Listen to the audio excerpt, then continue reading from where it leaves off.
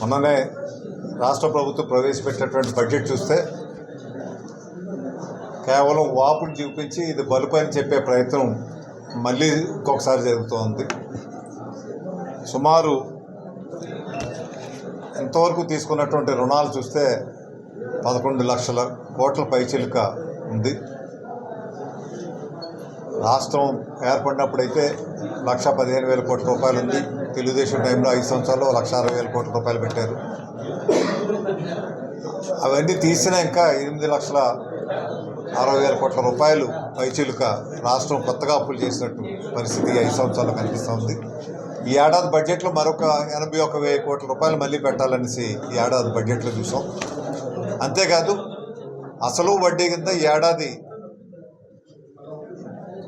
వడ్డీలు కట్టడానికి అసలు తీర్చడానికి ఏడాది 53,000 కోట్ల రూపాయలు అంటే బడ్జెట్ల ఆదాయం రాష్ట్ర ఆదాయంలో 25% కేవలం వడ్డీలు కట్టడానికి వడ్డీల మీద అప్పులు కట్టడానికే సరిపోతూ ఉంది. కొన్ని ఎంత చేసినప్పటికీ ఏమైనా అభివృద్ధి కార్యక్రమాలు జరుగుతున్నాయంటే అభివృద్ధి కార్యక్రమాలు ఎక్కడా కూడా ఏం జరుగుతున్నటువంటి తార్కాణాలు లేవు. నేను ఉదాహరణకి 2-3 డిపార్ట్మెంట్సే మీకు ఉదాహరణగా చెప్పదలుచుకున్నాను. వ్యవసాయ రంగం చూస్తే 2019-24లో సుమారు 75,000 కోట్ల రూపాయలు బడ్జెట్లో కేటాయిస్తే వాస్తవ ఖర్చులు 49,633 కోట్ల రూపాయలు మాత్రమే పెట్టడం జరిగింది. అదే మొన్ననే తెలంగాణ బడ్జెట్ చూస్తే ఈ ఒక్క ఏడాదే వ్యవసాయానికి 19,700 కోట్ల రూపాయలు పెట్టారు. మన బడ్జెట్ అయితే తెలంగాణ కంటే 10,000 కోట్ల రూపాయలు ఎక్కువ ఉంది. 2,86,000 కోట్లు ఉంది. తెలంగాణ బడ్జెట్ అయితే 2,76,000 కోట్లే. కానీ వాళ్ళ కేటాయింపులు చూస్తే ఈ ఒక్క ఏడాదే వాళ్ళు వ్యవసాయం మీద 19,700 కోట్ల రూపాయలు పెట్టారు. అదేవిధంగా హౌసింగ్ కార్పొరేషన్ చూస్తే ఈ 5 సంవత్సరాల్లో 8,000 కోట్ల రూపాయలు పెట్టడం జరిగింది. 5 సంవత్సరాలు ఖర్చు పెట్టింది. కేంద్రం నుంచి వచ్చింది హౌసింగ్ కార్పొరేషన్ ద్వారా, కేంద్రం ద్వారా హౌసింగ్ కార్యక్రమం జరుగుతున్నవి 21,000 కోట్ల రూపాయలు జరిగితే అందులో 17,000 కోట్ల రూపాయలు కేంద్ర ప్రభుత్వం రాష్ట్రానికి ఇచ్చింది. అందులో మ్యాచింగ్ గ్రాంట్గా రాష్ట్ర ప్రభుత్వం కేవలం 4,000 కోట్ల రూపాయలు మాత్రమే పెట్టింది. అంటే సొమ్ము ఒకరిది సోకొకరిది అన్నట్టుగా కార్యక్రమం జరుగుతుంది. అవైనా పద్ధతిగా జరుగుతున్నాయంటే అవి కూడా పూర్తిగా అయినట్టు పరిస్థితి కనిపించలేదు. పేరుకి 22 లక్షలు 25 లక్షల ఇల్లు కడుతూనే ఉన్నారు. కానీ ఇప్పటి వరకు వాళ్ళు పూర్తి చేసింది 5-6 లక్షల కంటే ఎక్కువ ఇల్లులు ఏమాత్రం కూడా పూర్తి చేయలేదు. అవి కూడా అసంపూర్తిగా వాటికి కావాల్సినటువంటి రోడ్లు వేయడం కానీ, నీటి వసతి కానీ, కరెంటు కానీ ఇవన్నీ కూడా పూర్తిగా అది పూర్తి చేయలేదు. అవి కూడాను. ఇక ఇరిగేషన్కి వస్తే ఎంతో ప్రాధాన్యత క్రమంలో ఇరిగేషన్ చేస్తామని చెప్పి ముఖ్యమంత్రి గారు ప్రమాణ స్వీకారం చేశాక చెప్పి 60 నుంచి 62 ప్రాజెక్టులు రాష్ట్రంలో ఉన్నాయి, పూర్తి చేస్తామని చెప్పారు. అందులో ప్రాధాన్యత క్రమంలో కొన్ని ప్రాజెక్టులు చేస్తామని దానికి 1,60,000 కోట్ల రూపాయలు కావాలనేసి చెప్పడం జరిగింది. అవి మళ్ళీ వాళ్ళే కుదించి 1,31,000 కోట్లు అవసరమని చెప్పారు. కానీ వాస్తవానికి ఖర్చు పెట్టింది వాళ్ళ బడ్జెట్లో 61,000 5 సంవత్సరాలు ఖర్చు పెడితే ఒక ఎస్టిమేట్ చూపిస్తే 2019-24 61,578 కోట్ల రూపాయలు బడ్జెట్ ఎస్టిమేట్ వేస్తే వీళ్ళు ఖర్చు పెట్టింది 37,288 కోట్ల రూపాయలు మాత్రమే. అంటే కేవలం 55-56% లోపలే ఖర్చు పెట్టారు. తెలంగాణ బడ్జెట్ చూస్తే ఈ ఒక్క ఏడాదే 28,000 కోట్ల రూపాయలు వాళ్ళు కేటాయించినటువంటి పరిస్థితి ఉంది. మనకంటే తక్కువ బడ్జెట్ అయినప్పటికీ ఒక్క అడుగు కూడా ముందు కదలలేదు. పోలవరం ప్రాజెక్టు కదలలేదు.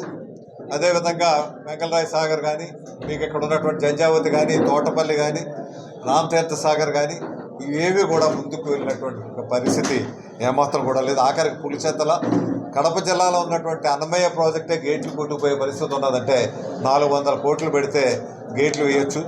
కానీ వందలాది మంది చనిపోయినటువంటి పరిస్థితి ఉన్నదంటే వీళ్ళు సిగ్గుపడాల్సినటువంటి పరిస్థితి. ఈ 4 సంవత్సరాల్లో 1920 నుంచి 25 వరకు ఈ ప్రభుత్వం తీసుకున్నటువంటి అప్పులు కట్టినవి, దాని మీద వడ్డీలు కట్టినవి 2,20,000 కోట్ల రూపాయలు కట్టారు. ఈ ఒక్క ఏడాదే 53,000 కోట్ల రూపాయలు కట్టాలనేసి బడ్జెట్లో తెలియపరిచారు. ఈ ఏడాది కొత్తగా రుణాలు 81,000 కోట్లు తీసుకోవాలని పెట్టారు. ఈ రకంగా చూస్తే అన్ని రంగాల్లో కూడా వెనకబడి, మౌలిక వస్తువులు లేక రాష్ట్రం పురోభివృద్ధి లేకుండా ఉన్నటువంటి పరిస్థితులు కనిపిస్తూ ఉన్నాయి. ఒక పక్క విద్యా విధానం లోపభూయిష్టంగా ఉంది. ఒకవైపు జనవరి 1వ తారీఖున ప్రతి ఏడాది జాబ్ క్యాలెండర్ అన్నారు. ఇప్పుడు వచ్చి 1 సంవత్సరం కూడా జాబ్ క్యాలెండర్ రిలీజ్ చేసినటువంటి పరిస్థితి లేదు. ఎన్నికలు వచ్చాయి కాబట్టి ఎన్నికల షెడ్యూల్ త్వరలోనే రిలీజ్ అవుతుంది అని తెలుసుకొని ఇప్పటికిప్పుడే 6,000 పోస్టులు అని చెప్తా ఉన్నారు. వాస్తవానికి 25,000 పోస్టులు ఖాళీ ఉంటే కేవలం ముఖం తుడుపుగా 6,000 పోస్టులు మాత్రమే అనౌన్స్ చేయడం మట్టుకు సిగ్గు చేయటం అనేటువంటి విషయం. అదేవిధంగా విద్యా విధానం చూస్తుంటే చాలా లోపభూయిష్టంగా ఒకసారి ఇంగ్లీష్ మీడియం అని, ఒకసారి సిబిఎస్ఈ సిలబస్ అని, ఇప్పుడేమో లేటెస్ట్గా ఐబీ సిలబస్ అని, ఇవన్నీ కూడా వర్చువల్ రియాలిటీలో చూడాలి. అభూత కల్పనలో మనం చూడడానికి చూపిస్తున్నారు తప్పితే ఇది వాస్తవ రూపంలో ఏవి కూడా జరుగుతున్నటువంటి పరిస్థితులు కనిపించట్లేదు. ఈ పరిస్థితులు మార్పు రావాల్సినటువంటి అవసరం ఎంతైనా ఉంది. మార్పు రావాలంటే ఈ ప్రభుత్వానికి చర్మగీతం పాడాల్సిన అవసరం, ప్రజలు సరైనటువంటి నిర్ణయం తీసుకోవాల్సినటువంటి అవసరం ఎంతైనా ఉందనేసి తెలియపరుస్తూ ఉన్నాను. దీంతోపాటు మీకు భూ చట్టం గురించి తీసుకొస్తే గతంలోనే ఆన్లైన్లోనే చాలా లోపాలు ఉన్నటువంటి భూ చట్టంలో ఇప్పుడు కొత్తగా ల్యాండ్ టైటిలింగ్ ట్రాన్స్ఫర్ యాక్ట్ అని కొత్తగా ఒకటి పెడుతున్నారు. ఆ యాక్ట్ కానీ అమలు జరిగితే కేంద్ర ప్రభుత్వం తీసుకొచ్చాక గుజరాత్ రాష్ట్రం కూడా ఆ చట్టాన్ని అమలుపరచడానికి ఆ రాష్ట్ర ప్రభుత్వం అంగీకరించలేదు. స్వయంగా ప్రధానమంత్రి గారు వచ్చినటువంటి రాష్ట్రం అది. ఆ రాష్ట్రం వాళ్ళే వెనక్కి అడుగు వేస్తుంటే ఈ రాష్ట్ర ప్రభుత్వం ముందుకు తీసుకొని కేవలం దురుద్దేశపూరితంగానే ఈ చట్టాన్ని తీసుకొస్తున్నారని తెలుస్తూ ఉంది. ఎందువల్లంటే ఏ రకమైనటువంటి కార్యక్రమాలు జరుగుతున్నాయో చూసాం. రాష్ట్ర వ్యాప్తంగా భూ సమస్యలు ఏ రకంగా చూస్తున్నారన్నది. ఈ చట్టాన్ని తీసుకొస్తే సామాన్య రైతుకి తనకి భూమి మీద ఉన్నటువంటి హక్కులు కూడా కోల్పోయేటువంటి ప్రమాద పరిస్థితులు ఉంటాయి. కాబట్టి ఇప్పటికే టీడీపీ కానీ చంద్రబాబు నాయుడు గారు, ఇటు జనసేన అధ్యక్షులు పవన్ కళ్యాణ్ గారు స్పష్టంగా అధికారం వచ్చాక ఈ ల్యాండ్ టైటిలింగ్ యాక్ట్ రిపీల్ చేస్తాం, అది వెనక్కి తీసుకుంటామనేసి స్పష్టంగా తెలియపరచడం జరిగింది. ఈ ప్రభుత్వం వస్తే అవి తప్పనిసరిగా వెనక్కి తీసుకుంటారు. ప్రజలు దీని గురించి భయపడాల్సినటువంటి అవసరం లేదు. రాష్ట్ర కేంద్ర ప్రభుత్వాలు కూడా ఈ చట్టాలని తీసుకురావడానికి వాళ్ళు కూడా తీసుకువచ్చే ప్రయత్నాలు కూడా విరమించుకోవాల్సినటువంటి అవసరం ఉంది. ఓకే అండి.